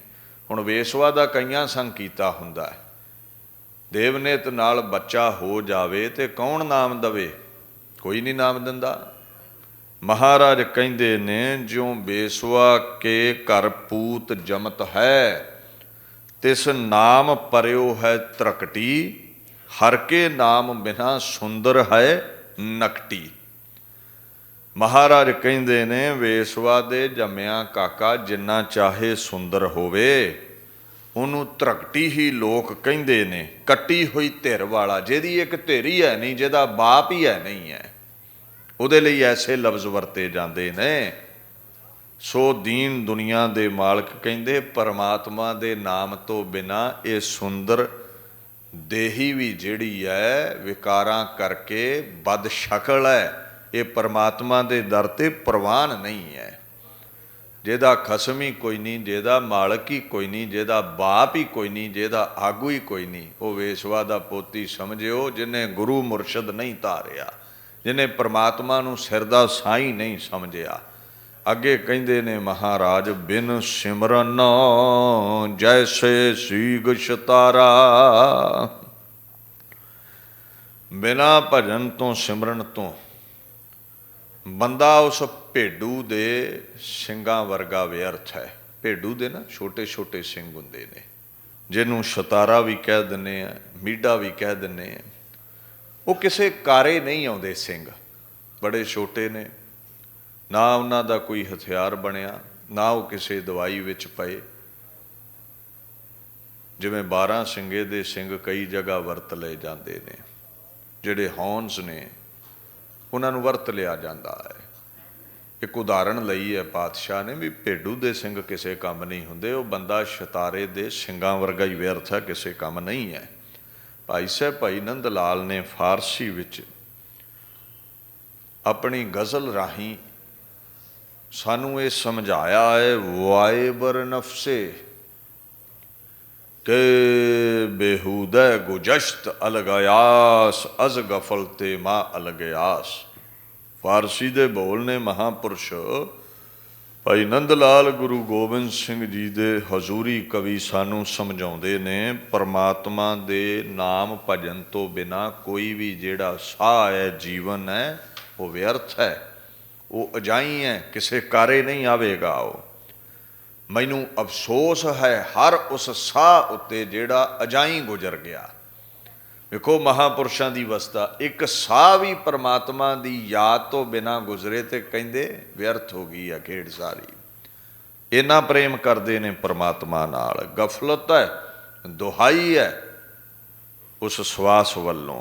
खैर वो सितारे दे सिंगां वांगू बंदा व्यर्थ है जिहड़ा भजन नहीं करता। अगे कहते ने, बोला है कूर साकत मुख कारा। साकत बंदा सारा जीवन कूड़ बोलेगा, झूठ बोलेगा, अणहोइयां गल्लां करेगा। इस दुनिया विच भी मूँह काला ते परलोक विच भी नरकी सुटिया जांदा है। परलोक विच भी उहदा कोई अदब नहीं है, बदखोई ही हुंदी है उहदी, मूँह काला ही उहदा कीता जांदा है। इस गल नूं जहन विच टिका लो। वैसे तो आप रोज़ कई झूठ मारते हैं। महाराज पातशाह कहते झूठ उन्होंने पाउंदा नहीं है। पर यह भी है भी जे साकत बंदा झूठ मारे जिहड़ा रब दी होण तो मुनकर है, उन्होंने गुनाह भी दूना हो जाता है। हजे नेक नामी बंदा झूठ मारे, नाम जपण वाला मारे, वो रोज़ नाम जपदा है, किधरे ना किधरे पाप पुन तुल हो गए, परमात्मा का नाम उहदे गुनाह कट देवेगा। साकत ते नाम ही नहीं जपदा, उहदे अगे डुबिया है, कूड़ बोलण दे नाल होर गहरा धस जावेगा नरकां विच। नाम विसारिया सब कूड़ो कूर, माया मगन परम पद दूर। जिहड़े नाम विसार के कूड़ दे आसरे ने, झूठ दे आसरे ने, परम पदवी तो दूर ने, मुक्ति तो दूर ने, निजात नहीं मिलेगी, रोग सोग नहीं मिटणगे। भगती भाए विहूणिया, मूँह काला पत खोए, जिन्नी नाम विसारिया अवगण मुठी रोए। हे भगती तो हीणे साकत बंदे, कूड़ बोलण वाले, पत जांदी रहनी है दुनिया तो भी, लोक लानतां पाउणगे। परलोक विच भी कोई पत नहीं मिलेगी, इज्जत नहीं मिलेगी। अवगणा दा ठगिया दुनिया तो कहते चलिया जावेगा। अगे गुरु अर्जन साहिब कहते ने, बिन सिमरन गर तबकी न्याई। गर तब लफ्ज वरतिया जाता है गधे लई। महाराज कहते ने, सिमरन तो बिना बंदे का जीवन गधे वर्गा है। मलीन जीवन बंदा गुजारदा है। जिवें खोते का सुभाव हुंदा है ना, नवा भी दो तो सुभाव मिट्टी विच ही लेटे मारेगा, टीटने मारेगा। कहते साकत बंदे नूं नाम का उपदेश भी दिओ, नाम का चंदन भी लाओ, किथे टिकदा इन्हें जाके लिटना विकारां विच ही है। काम क्रोध लोभ मोह हंकार विच ही जीवन बतीत करना है।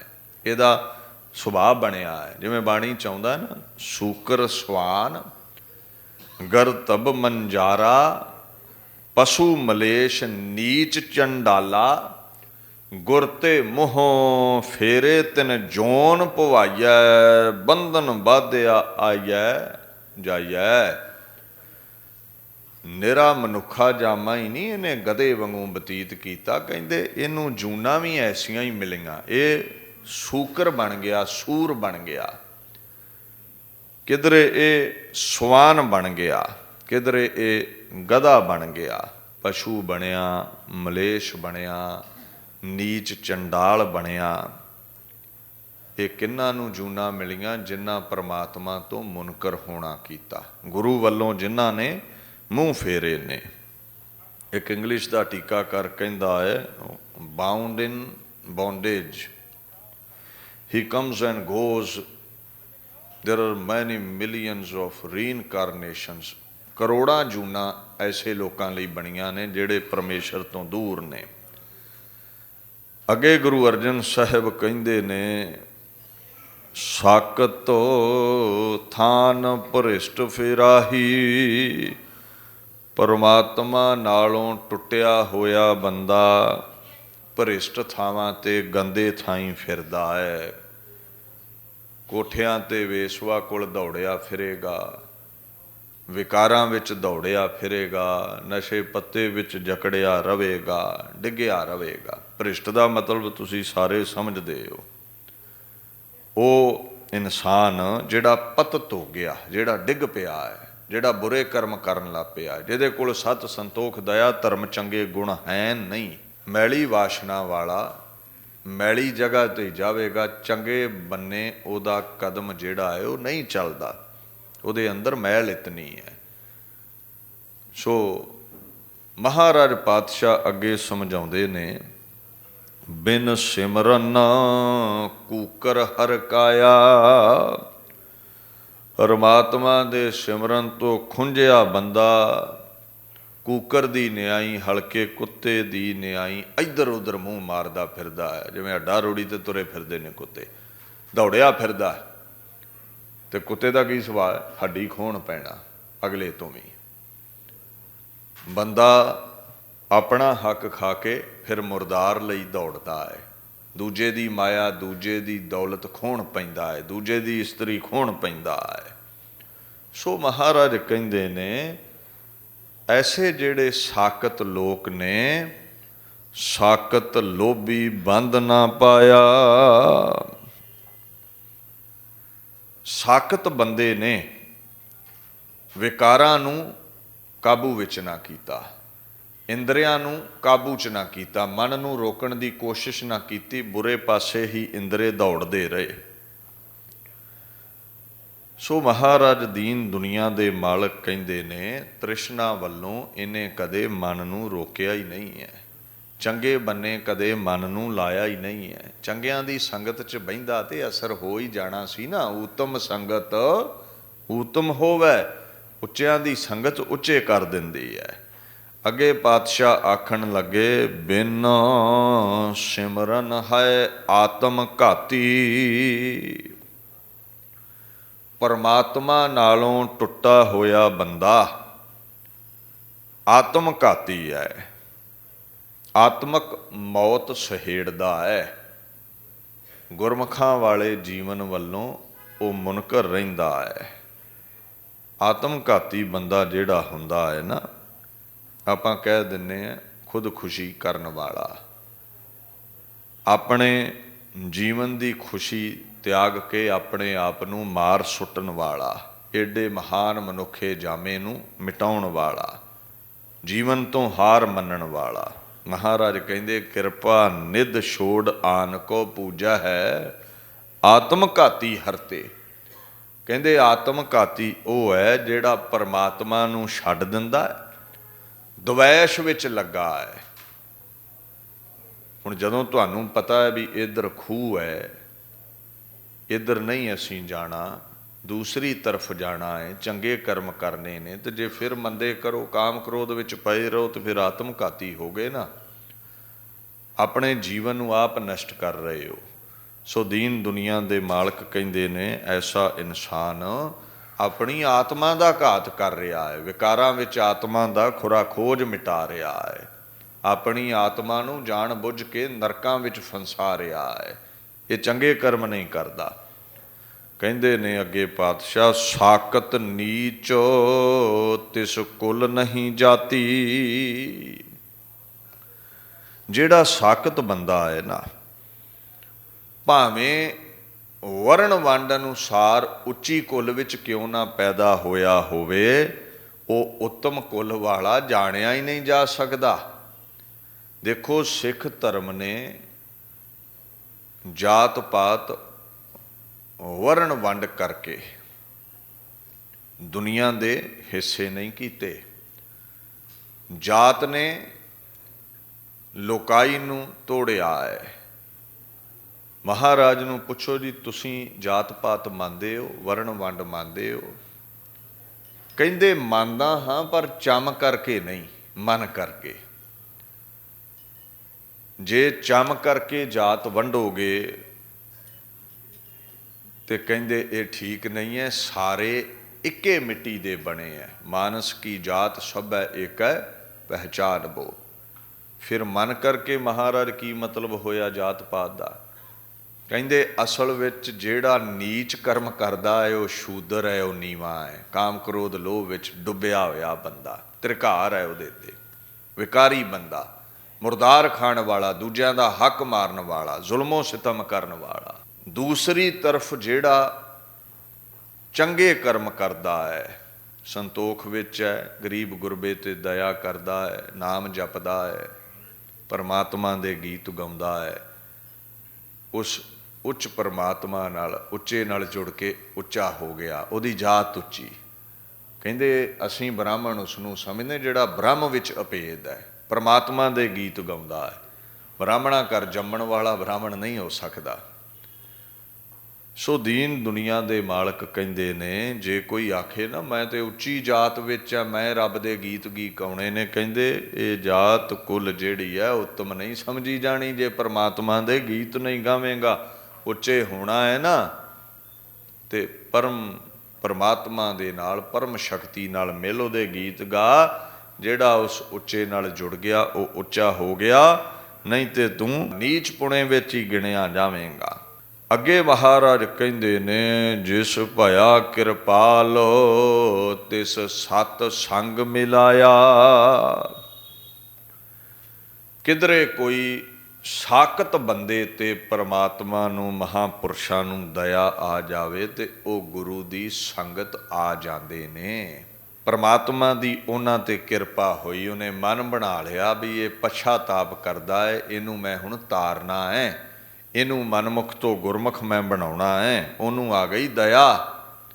ਜਦੋਂ ਪਾਤਸ਼ਾਹ ਕਹਿੰਦੇ ਨੇ ਉਸ ਪਰਮ ਈਸ਼ਵਰ ਨੂੰ ਦਇਆ ਆਈ, ਆਖਣ ਲੱਗੇ ਕਹੋ ਨਾਨਕ ਗੁਰ ਜਗਤ ਤਰਾਇਆ। ਜਗਤ ਦਾ ਭਾਵ ਹੈ ਇਹ ਦੁਨੀਆ ਜੋ ਪ੍ਰਫੁੱਲਤ ਹੈ, ਜੋ ਵੱਧਦੀ ਹੈ, ਘਟਦੀ ਹੈ, ਕਿਧਰੇ ਸੰਕੀਰਣ ਹੋ ਜਾਂਦੀ ਹੈ, ਕਿਧਰੇ ਵਿਸਥਾਰ ਹੋ ਜਾਂਦਾ ਹੈ। ਜਿਹੜਾ ਸਤ ਸੰਗਤ ਵਿੱਚ ਆ ਗਿਆ, ਜੀਵਨ ਕਾਲ ਦੇ ਉਹਦੇ ਕੀਤੇ ਗੁਨਾਹ ਗੁਰੂ ਨਾਨਕ ਸਾਹਿਬ ਬਖਸ਼ ਦਿੰਦੇ ਨੇ, ਜੇ ਸੱਚੇ ਮਨੋਂ ਪਛਾਤਾਪ ਕਰੇ ਤੇ। ਜਿੰਨਾ ਮਰਜ਼ੀ ਕੱਪੜਾ ਮੈਲਾ ਹੋਵੇ, ਜੇ ਮਲ ਨੂੰ ਹੀ ਨਾ ਹਟੀਏ ਤੇ ਦਾਗ ਤੇ ਲੈਣਗੇ ਹੀ ਨਾ। ਸੋ ਮਹਾਰਾਜ ਗੁਰੂ ਗ੍ਰੰਥ ਸਾਹਿਬ ਕਹਿੰਦੇ ਨੇ, ਪਰਮਾਤਮਾ ਕਿਰਪਾਲੂ ਹੋ ਕੇ ਗੁਰੂ ਦੀ ਸੰਗਤ ਵਿੱਚ, ਆਪਣੇ ਸਰਗੁਣ ਸਰੂਪ ਦੀ ਸੰਗਤ ਵਿੱਚ ਭੇਜ ਦਵੇ ਤੇ ਗੁਰੂ ਦੀ ਨਦਰ ਪੈ ਜਾਵੇ ਸਾਡੇ ਤੇ, ਮਿਹਰ ਹੋ ਜਾਵੇ, ਅਸੀਂ ਸੱਚੇ ਮਨੋਂ ਪਛਾਤਾਪ ਕਰੀਏ, ਨਾਮ ਜਪੀਏ ਤੇ ਸੰਸਾਰ ਸਾਗਰ ਤੋਂ ਸਾਕਤ ਵੀ ਤਰ ਜਾਂਦੇ ਨੇ। ਡੁੱਬਦੇ ਹੋਏ ਨੂੰ ਕਿਤੇ ਜਹਾਜ਼ ਮਿਲ ਜਾਵੇ, ਹੱਥ ਪੈ ਜਾਵੇ ਤੇ ਉਹ ਤਰ ਜਾਂਦਾ ਹੈ।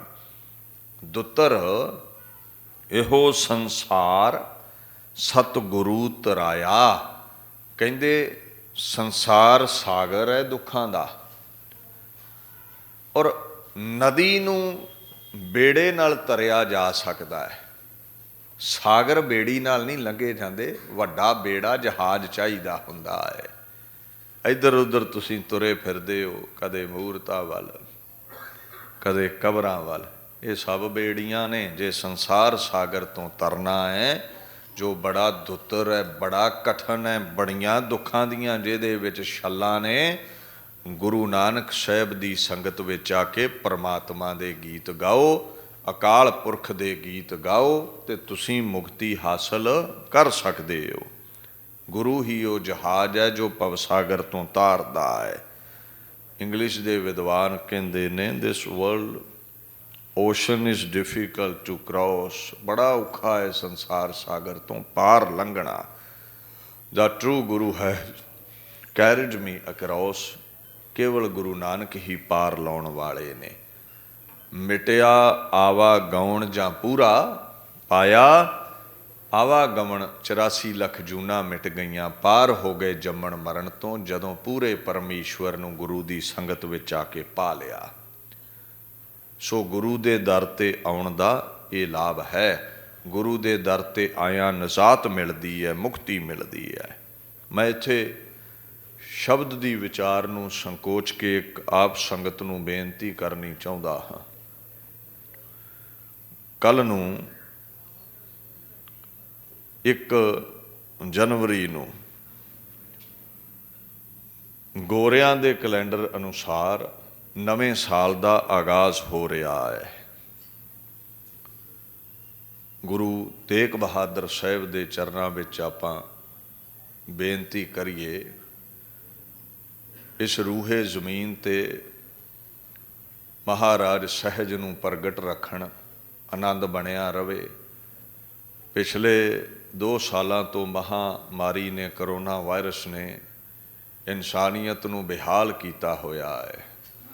ਗੁਰੂ ਹੀ ਰੋਗ ਸੋਗ ਮਿਟਾਉਣ ਵਾਲੇ ਨੇ। ਪਰ ਮੈਂ ਸਿੱਖਾਂ ਨੂੰ ਇਹ ਵੀ ਸਮਝਾਉਣਾ ਚਾਹੁੰਦਾ ਵੀ ਕ੍ਰਿਸਚੈਨਿਟੀ ਅਨੁਸਾਰ ਤੇ ਠੀਕ ਹੈ, ਕੱਲ੍ਹ ਤੋਂ ਨਵਾਂ ਸਾਲ ਹੈ, ਤੇ ਬਗਾਨੀ ਥਾਲੀ ਦਾ ਲੱਡੂ ਸਾਨੂੰ ਬਹੁਤਾ ਪਿਆਰਾ ਲੱਗਦਾ ਤੇ ਆਪਦਾ ਲੱਡੂ ਸਾਨੂੰ ਪਤਾ ਨਹੀਂ ਕਿਉਂ ਸਵਾਦ ਨਹੀਂ ਲੱਗਦਾ। ਮੈਂ ਤੁਹਾਨੂੰ ਅਥੈਂਟਿਕਲੀ ਇਹ ਪ੍ਰੂਵ ਕਰਕੇ ਦੱਸਦਾ ਵੀ ਅਸਲ ਨਵਾਂ ਸਾਲ ਕਦੋਂ ਚਾਹੀਦਾ ਹੈ, ਤੇ ਉਦੋਂ ਹੀ ਗੁਰੂ ਨਾਨਕ ਸਾਹਿਬ ਨੇ ਸਿੱਖਾਂ ਨੂੰ ਨਵੇਂ ਸਾਲ ਦੇ ਆਗਾਜ਼ ਬਾਬਤ ਆਗਾਹ ਕੀਤਾ ਹੈ ਵੀ ਨਵਾਂ ਸਾਲ ਜਨਵਰੀ ਵਿੱਚ ਨਹੀਂ ਚੜ੍ਹਦਾ, ਚੇਤ ਵਿੱਚ ਚੜ੍ਹਦਾ ਹੈ, ਜੋ ਮਾਰਚ ਦੇ ਅੱਧ 'ਚੋਂ ਸ਼ੁਰੂ ਹੁੰਦਾ ਹੈ। ਜਦੋਂ ਤੁਸੀਂ 12 ਮਾਹ ਪੜ੍ਹਦੇ ਹੋ ਨਾ, ਗੁਰੂ ਨਾਨਕ ਸਾਹਿਬ ਨੂੰ ਪੜ੍ਹੋ ਜਾਂ ਗੁਰੂ ਅਰਜਨ ਸਾਹਿਬ ਦੇ 12 ਮਾਹ ਪੜ੍ਹੋ, ਨਵਾਂ ਸਾਲ ਜੇ ਇੰਗਲਿਸ਼ ਕੈਲੰਡਰ ਅਨੁਸਾਰ ਦੇਖਣਾ ਹੈ ਤੇ ਮਾਰਚ ਦੀ ਜੋ ਸੰਗਰਾਂਦ ਹੁੰਦੀ ਹੈ ਉੱਥੋਂ ਇਹਦਾ ਆਗਾਜ਼ ਹੁੰਦਾ ਹੈ। 1 ਚੇਤ ਤੋਂ ਸ਼ੁਰੂ ਹੁੰਦਾ ਹੈ। ਤੁਸੀਂ ਪੜ੍ਹਦੇ ਹੋ ਨਾ, ਚੇਤ ਗੋਬਿੰਦ ਆਰਾਧੀ ਹੈ, ਹੋਵੇ ਆਨੰਦ ਘਣਾ। ਇਹਦੇ ਪਿੱਛੇ ਇੱਕ ਲੌਜਿਕ ਛਿਪਿਆ ਹੈ। ਦੇਖੋ, ਵੈਸੇ 6 ਰੁੱਤਾਂ ਪ੍ਰਚਲਿਤ ਨੇ, ਆਪਾਂ ਮੁੱਖ 4 ਰੁੱਤਾਂ ਸਮਝਦੇ ਹਾਂ। ਪਹਿਲੀ ਕੀ ਹੈ? ਸਪਰਿੰਗ ਸੀਜ਼ਨ, ਜਿਹਨੂੰ ਬਸੰਤ ਰੁੱਤ ਕਹਿੰਦੇ ਹੋ। ਫਿਰ ਕੀ ਹੈ? ਸਮਰ ਸੀਜ਼ਨ, ਗਰਮੀ। ਫਿਰ ਫਾਲ ਹੈ, ਜਿਹਨੂੰ ਪਤਝੜ ਕਹਿੰਦੇ ਹੋ। ਫਿਰ ਵਿੰਟਰਸ ਸ਼ੁਰੂ ਹੁੰਦੇ ਨੇ, ਸਰਦੀਆਂ ਕਹਿੰਦੇ ਹੋ। ਵੇਖੋ, ਪਹਿਲਾ ਮਹੀਨਾ ਸਿੱਖ ਜਗਤ ਦਾ ਭਾਰਤ ਵਰਸ਼ ਦੇ ਅੰਦਰ ਬਸੰਤ ਰੁੱਤ ਤੋਂ ਸ਼ੁਰੂ ਹੋ ਰਿਹਾ ਹੈ।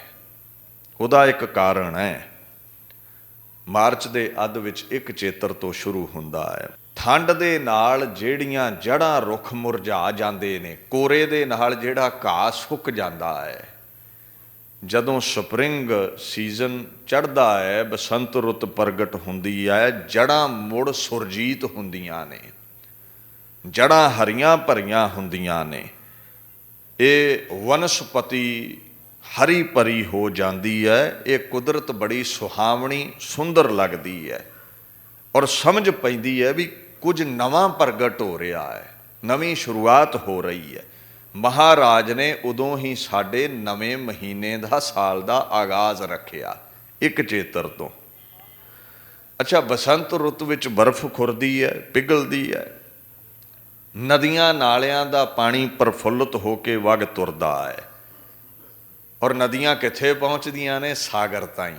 ਕਹਿੰਦੇ ਸਿੱਖਾ, ਪਿਛਲਾ ਸਾਲ ਜੇ ਰੱਬ ਦੇ ਗੀਤ ਨਹੀਂ ਗਾ ਸਕਿਆ, ਦੇਖ ਬਸੰਤ ਰੁੱਤ ਦੇ ਵਿੱਚ ਨਦੀਆਂ ਵਹਿ ਤੁਰੀਆਂ ਨੇ, ਬਰਫ਼ ਪਿਘਲ ਗਈ ਹੈ, ਪਰਮਾਤਮਾ ਵੱਲ ਨੂੰ ਤੁਰ ਪੈ, ਰੱਬ ਦੇ ਗੀਤ ਗਾ। ਜਿਵੇਂ ਨਦੀਆਂ ਵਹਿ ਕੇ ਸਾਗਰ ਵਿੱਚ ਮਿਲ ਗਈਆਂ, ਪਰਮਾਤਮਾ ਵਿੱਚ ਮਿਲ। ਜਦੋਂ ਪਰਮਾਤਮਾ ਵਿੱਚ ਮਿਲ ਗਿਆ, ਵਨਸਪਤੀ ਵਾਂਗੂ ਹਰਿਆ ਭਰਿਆ ਹੋਵੇਂਗਾ, ਦੁੱਖ ਮਿਟ ਜਾਣਗੇ ਤੇਰੇ। ਸਾਨੂੰ ਇਹ ਸਮਝਾਇਆ ਪਾਤਸ਼ਾਹ ਨੇ। ਹੁਣ ਤੁਸੀਂ ਜਦੋਂ ਨਵਾਂ ਸਾਲ ਸਿੱਖੋ ਮਨਾਉਣ ਲੱਗ ਪੈਂਦੇ ਹੋ, ਇਹ ਤੇ ਉਹ ਸਮਾਂ ਸ਼ੁਰੂ ਹੁੰਦਾ ਜਦੋਂ ਕੋਰੇ ਦੇ ਨਾਲ ਫਸਲਾਂ ਜਿਹੜੀਆਂ ਨੇ ਉਹ ਮੁਰਝਾਉਣ ਵੱਲ ਨੂੰ ਤੁਰਦੀਆਂ ਨੇ। ਤੁਸੀਂ ਉਹ ਸਾਲ ਮਨਾਉਣ ਲੱਗ ਪੈਂਦੇ ਹੋ ਜਦੋਂ ਘਾਹ ਵੀ ਸੁੱਕਣ ਲੱਗ ਪੈਂਦਾ, ਰੁੱਖਾਂ ਦੇ ਪੱਲੇ ਵੀ ਕੁਝ ਨਹੀਂ ਰਹਿੰਦਾ, ਫੁੱਟਣੋਂ ਹਟ ਜਾਂਦੇ ਨੇ, ਨਦੀਆਂ ਨਾਲਿਆਂ ਵਿੱਚ ਬਰਫ਼ ਜੰਮ ਜਾਂਦੀ ਹੈ, ਸੀਤ ਪੈਂਦੀ ਹੈ। ਉਹ ਠੀਕ ਹੈ, ਅੰਗਰੇਜ਼ਾਂ ਨੂੰ ਉਹਨਾਂ ਦਾ ਕੈਲੰਡਰ ਮੁਬਾਰਕ ਹੈ, ਠੀਕ ਹੈ, ਉਹਨਾਂ ਰਾਜ ਕੀਤਾ, ਦੇਰ ਆਰ ਮੈਨੀ ਕਲੋਨੀਜ਼ ਜਿਨ੍ਹਾਂ ਦੇ ਉੱਤੇ ਇਹਨਾਂ ਰਾਜ ਕੀਤਾ ਗੋਰਿਆਂ, ਉਹਨਾਂ ਆਪਦੇ ਹੀ ਕੈਲੰਡਰ ਲਾਗੂ ਕਰਤੇ ਤੇ ਸਾਡੀ ਆਦਤ ਹੀ ਪੈ ਗਈ, ਅਸੀਂ ਅਗਲੀ ਦੀ ਥਾਲੀ ਦਾ ਲੱਡੂ ਖੁਣ ਪੈ ਜਾਂਦੇ, ਚੁੱਕਣ ਪੈ ਜਾਂਦੇ ਆ। ਇਹ 2022 ਚੜ੍ਹ ਰਿਹਾ ਹੈ ਅੰਗਰੇਜ਼ਾਂ ਦੇ ਕੈਲੰਡਰ ਦਾ, ਤੇ ਸਾਡਾ ਇਹਨਾਂ ਦੇ ਨਾਲੋਂ ਜੇ ਧਿਆਨ ਮਾਰੀਏ ਨਾ 57 ਸਾਲ ਦਾ ਫਾਸਲਾ ਹੈ। ਜੇ ਇਹਨਾਂ ਦਾ 22 ਚੱਲ ਰਿਹਾ ਹੈ ਨਾ ਤੇ ਸਾਡਾ 2079 ਹੋਵੇਗਾ, 2079 ਹੋਵੇਗਾ। ਔਰ ਇਹ ਪ੍ਰਗਟ ਹੋਵੇਗਾ ਜਦੋਂ ਮਾਰਚ ਵਿੱਚ ਸੰਗਰਾਂਦ ਆਵੇਗੀ। ਸੋ ਇਹ ਮੇਰੀ ਬੇਨਤੀ ਹੈ,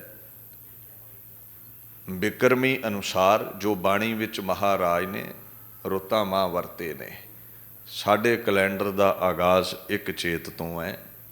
ਉਹ ਵੀ ਗੁਰਧਾਮਾਂ ਦੇ ਅੰਦਰ ਵਿਦਵਾਨ ਪੁਰਸ਼ਾਂ ਨੂੰ ਸੰਗਤ ਤਾਈਂ ਪਹੁੰਚਾਉਣਾ ਚਾਹੀਦਾ ਹੈ ਗਿਆਨ। ਅਸੀਂ ਗੋਰਿਆਂ ਦੇ ਪਿੱਛੇ ਤੁਰ ਕੇ ਹੀ ਇਹ ਨਵਾਂ ਸਾਲ ਮਨਾਈ ਜਾਂਦੇ ਹਾਂ। ਦੇਖੋ ਮੈਂ ਇੱਕ ਗੱਲ ਕਹਿ ਦੇਵਾਂ, ਮਹਾ ਦਿਵਸ ਮੂਰਤ ਭਲੇ ਜਿਸ ਕੋ ਨਦਰ ਕਰੇ, ਨਾਨਕ ਮੰਗੈ ਦਰਸ ਦਾਨ ਕਿਰਪਾ ਕਰਹੁ ਹਰੇ। ਕਿਉਂ ਅਸੀਂ ਨਵੇਂ ਸਾਲ ਤੇ ਗੁਰੂ ਘਰ ਆਉਨੇ ਆ? ਮੈਂ ਨਹੀਂ ਕਹਿੰਦਾ ਤੁਸੀਂ ਆਉਣਾ ਛੱਡ ਦਿਓ, ਮੈਂ ਇਹ ਬੇਨਤੀ ਕਰਦਾ ਵੀ ਇਹੀ ਆਸ ਲੈ ਕੇ ਆਏ ਹੋ ਨਾ, ਮਹਾਰਾਜ ਇਹ ਸਾਲ ਚੰਗਾ ਗੁਜ਼ਰੇ, ਸੰਗਰਾਂਦ ਤੇ ਆਉਂਦੇ ਹੋ ਮਹੀਨਾ ਚੰਗਾ ਗੁਜ਼ਰੇ। ਬਾਪੂ ਕਹਿੰਦਾ ਹੈ ਜੇ ਰੋਜ਼ ਆਇਆ ਕਰੇ ਤੇ ਜੀਵਨ ਹੀ ਸਫਲਾ ਗੁਜ਼ਰੇ ਤੇਰਾ। ਜਿਵੇਂ ਸੰਗਰਾਂਦ ਨਵੇਂ ਸਾਲ ਤੇ ਆਉਣਾ ਹੈ, ਰੋਜ਼ ਗੁਰੂ ਘਰ ਆਇਆ ਕਰ। ਮੁਬਾਰਕ ਹੈ ਗੋਰਿਆਂ ਨੂੰ ਉਹਨਾਂ ਦਾ ਨਵਾਂ ਸਾਲ, ਤੁਹਾਡਾ ਸਿੱਖੋ ਇੱਕ ਚੇਤ ਤੂੰ ਹੈ। ਅੱਜ ਤੋਂ ਹੀ ਤੁਹਾਨੂੰ ਵੀ ਮੁਬਾਰਕਾਂ ਦੇ ਦੇਵਾਂ। ਤੁਹਾਡੀ ਯਾਦਦਾਸ਼ਤ ਬੜੀ ਢਿੱਲੀ ਪੈ ਗਈ, ਉਦੋਂ ਤੱਕ ਤਾਂ ਤੁਸੀਂ ਭੁੱਲ ਜਾਣਾ। ਸਾਡਾ ਯਤਨ ਹੈ ਕਥਾਵਾਚਕਾਂ ਦਾ ਯਾਦ ਕਰਵਾਉਂਦੇ ਰਹਿਣਾ। ਸੋ ਆਪਣਾ ਨਾ ਭੁੱਲਿਆ ਕਰੋ, ਤੇ ਆਪਾਂ ਦੂਸਰਿਆਂ ਨਾਲ ਈਰਖਾ ਨਹੀਂ ਕਰਦੇ, ਉਹਨਾਂ ਨੂੰ ਮਨਾਉਣ ਦਿਓ। ਤੁਹਾਡਾ ਨਵਾਂ ਮਹੀਨਾ, ਨਵਾਂ ਸਾਲ, ਦਿਨ ਤਿਉਹਾਰ ਗੁਰੂ ਤੇਗ ਬਹਾਦਰ ਦੇ ਦਰ 'ਤੇ ਹੀ ਸਫਲਾ ਹੈ। ਔਰ ਇਹ ਚੰਗੀ ਗੱਲ ਹੈ, ਤੁਸੀਂ ਦਿਨ ਤਿਉਹਾਰ ਸੰਗਰਾਂਦਾਂ ਮੱਸਿਆ ਪੁੰਨਿਆ ਪਖੰਡ ਕਰਨ ਦੀ ਬਜਾਏ ਗੁਰੂ ਸ਼ਬਦ ਨਾਲ ਅਕਾਲ ਪੁਰਖ ਦੇ ਗੀਤ ਗਾ ਕੇ ਮਨਾਉਂਦੇ ਹੋ। ਤੁਹਾਡਾ ਜੀਵਨ ਮਹਾਰਾਜ ਸਫਲਾ ਕਰਦੇ ਨੇ। ਦਾਸ ਇੱਥੇ ਵਿਚਾਰ ਨੂੰ ਸੰਕੋਚਦਾ ਹੈ। ਆਪ ਸੰਗਤਾਂ ਦਾ, ਪ੍ਰਬੰਧਕਾਂ ਦਾ, ਦਿੱਲੀ ਸਿੱਖ ਗੁਰਦੁਆਰਾ ਪ੍ਰਬੰਧਕ ਕਮੇਟੀ ਦਾ, ਧਰਮ ਪ੍ਰਚਾਰ ਕਮੇਟੀ ਦਾ ਧੰਨਵਾਦ। ਗਿਆਨੀ ਹਰਨਾਮ ਸਿੰਘ ਜੀ ਤੁਹਾਨੂੰ ਸੰਗਤਾਂ ਨੂੰ ਪ੍ਰੇਰ ਕੇ ਸ੍ਰੀ ਗੁਰੂ ਤੇਗ ਬਹਾਦਰ ਸਾਹਿਬ ਜੀ ਦੇ ਪਾਵਨ ਅਸਥਾਨ ਗੁਰਦੁਆਰਾ ਸ਼੍ਰੀ ਸ਼ੀਸ਼ਗੰਜ ਸਾਹਿਬ ਦੀਆਂ ਸੇਵਾਵਾਂ ਨਾਲ ਜੋੜਦੇ ਨੇ, ਉਹਨਾਂ ਦਾ ਵੀ ਧੰਨਵਾਦ ਕਰਦਾ ਹਾਂ। ਸਮੂਹ ਵਜ਼ੀਰ ਸਾਹਿਬਾਨਾਂ ਦਾ ਧੰਨਵਾਦ। ਗੱਜ ਵੱਜ ਕੇ ਫਤਿਹ ਬੁਲਾਓ ਜੀ। ਵਾਹਿਗੁਰੂ ਜੀ ਕਾ ਖਾਲਸਾ, ਵਾਹਿਗੁਰੂ ਜੀ ਕੀ ਫਤਿਹ।